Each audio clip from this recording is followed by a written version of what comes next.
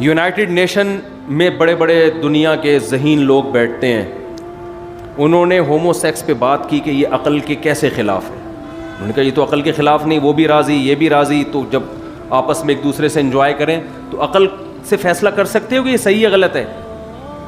10 سال آپ لڑتے رہو گے، بحث کرتے رہو گے، عقل اس بارے میں اندھی ہو جائے گی، خاموش ہو جائے گی، وہ سوچتی رہے گی مگر کسی نتیجے پر نہیں پہنچے گی۔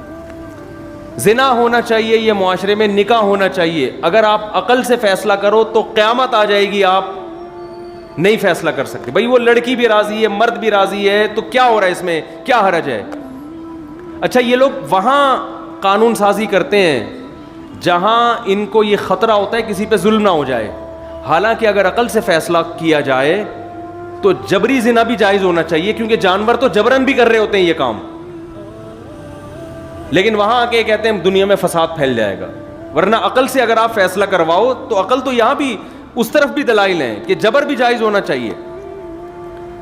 تو بہت سارے مواقع ایسے ہیں جہاں انسان کا بچہ اس وقت تک نہیں بن سکتا جب تک اس کو صحیح طور پر گائیڈنس نہ ملے۔ قرآن کا یہ دعویٰ ہے کہ انسان پیغمبروں کی تعلیمات کے بغیر انسان کا بچہ بن ہی نہیں سکتا۔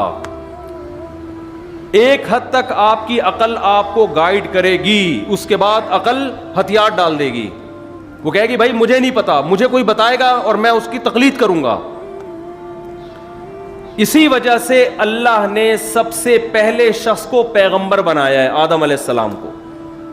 اگر دنیا میں ایک انسان پیغمبر کے بغیر آ جاتا، اس کے پاس ہدایت نہ ہوتی، وہ ٹھوکریں کھاتا کہ مجھے نکاح کر کے زندگی گزارنی ہے یا زنا کرنا ہے، اور اس کی عقل اس کو کبھی بھی نکاح کی طرف لے کر نہ آتی۔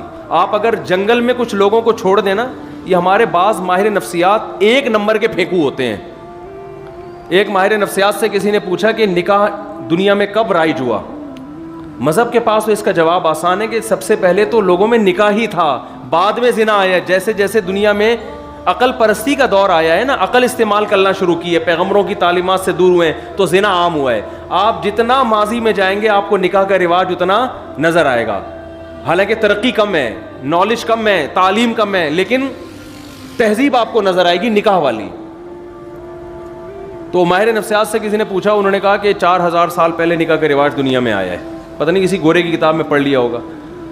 اصولی بات ہے کہ 4000 سال پہلے کیا ساری دنیا کے لوگ بیٹھ کے گول میں اس کانفرنس کی تھی کہ آج سے ہم اس طرح سے ایگریمنٹ کر کے عورت کے ساتھ زندگی گزاریں گے؟ یہ ممکن نہیں ہے کوئی ایسی، کیونکہ اگر آپ لوگوں کو آزاد چھوڑ دو تو 99% لوگ نکاح سے بچیں گے اور زنا کی طرف بھاگیں گے، وہ 99% لوگ۔ اس سے پتہ چلتا ہے کہ ان کو کسی ایک طاقت نے اس پر مجبور کیا ہے، اور وہ پیغمبروں کی طاقت تھی جنہوں نے ان کو معجزے دکھا کر اپنی نبوت پر ایمان لا کر ان کو زنا کے بارے میں ڈرایا کہ یہ کس قدر عذاب ہے اس میں۔